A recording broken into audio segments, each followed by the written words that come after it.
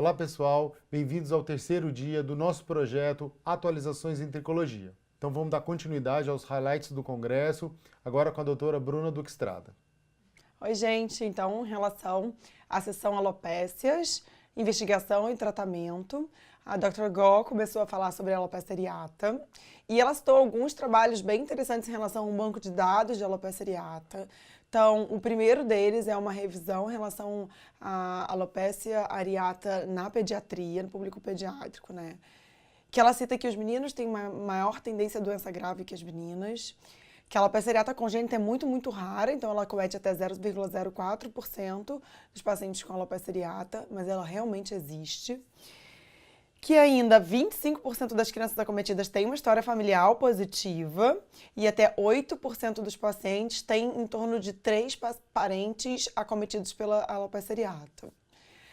O outro ponto importante que ela citou foi um trabalho em relação à qualidade de vida das crianças e das famílias de crianças que possuem alopecia areata.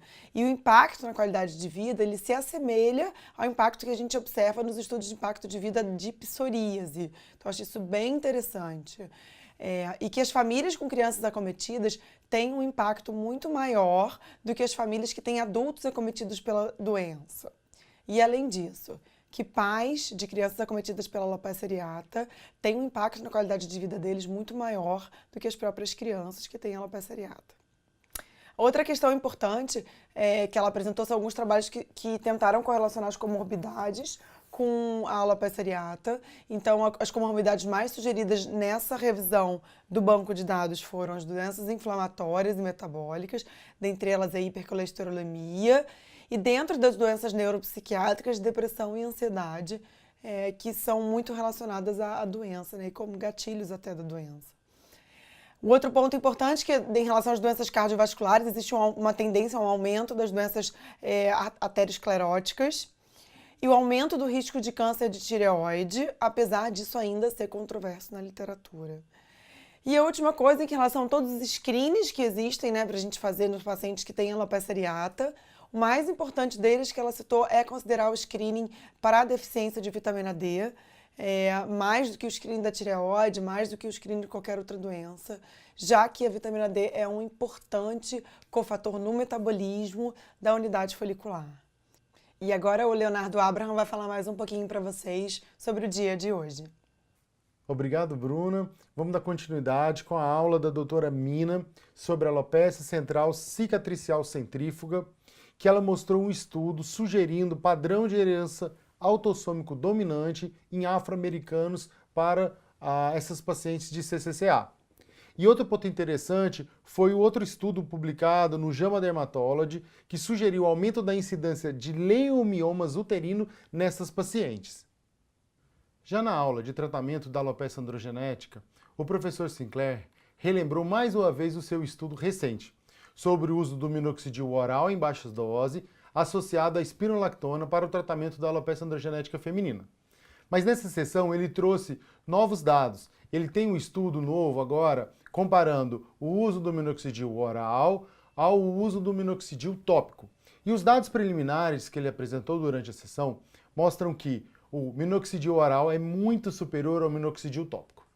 Além disso, ele comentou que, como esperado, os pacientes que usam o minoxidil oral eles apresentam um eflúvio telógeno no início do tratamento e que esse eflúvio costuma ser um marcador de boa resposta ao tratamento.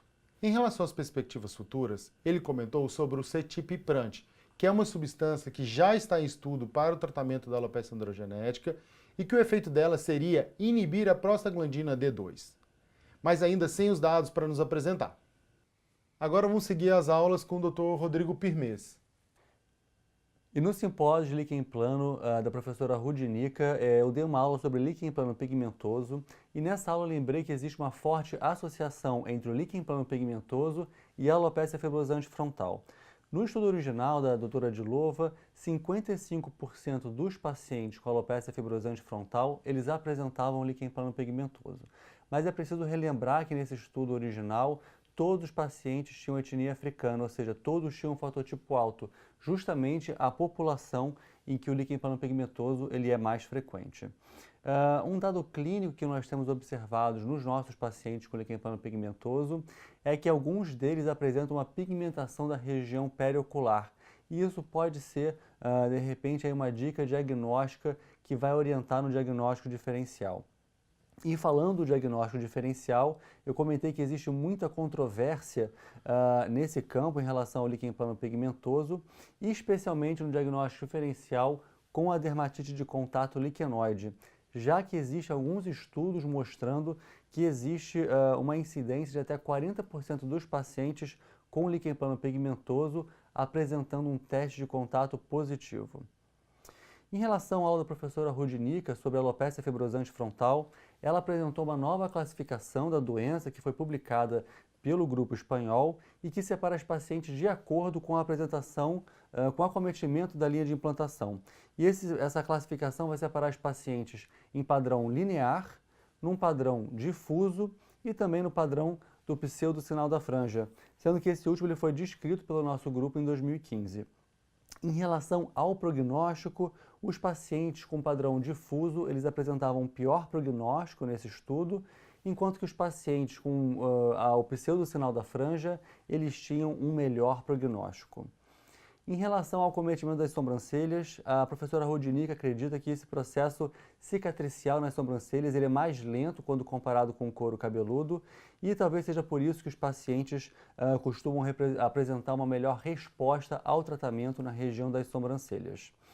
A professora Rudinica também mostrou o estudo dela que foi publicado recentemente, no final do ano passado, com excelentes resultados no tratamento da alopecia fibrosante frontal, usando isotretinoína oral e acitretin oral, ambos na dose de 20 mg por dia.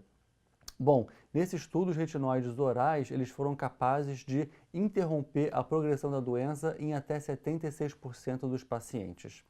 E por último, ela comentou que o estudo publicado recentemente pelo nosso grupo mostrou o benefício da isotretinoína oral no tratamento das pápulas faciais. E nessa mesma sessão, o professor Shapiro apresentou mais uma vez a conduta dele no líquen plano pilar, sendo que nessa aula ele acrescentou que nos pacientes refratários à terapêutica convencional, ele usa algumas vezes os inibidores da JAK como uma opção terapêutica, mas ainda sem evidência científica. Ele também levantou a polêmica entre a associação de fibrosante frontal com o uso dos protetores solares. Segundo ele, apesar da falta de um embasamento científico maior, ele evita protetores solares contendo oxi e avobenzonas, dando preferência aos protetores solares físicos. Então, pessoal, esses foram os highlights do terceiro dia de congresso da Academia Americana de Dermatologia em San Diego, e amanhã nós voltamos com mais atualizações em tricologia.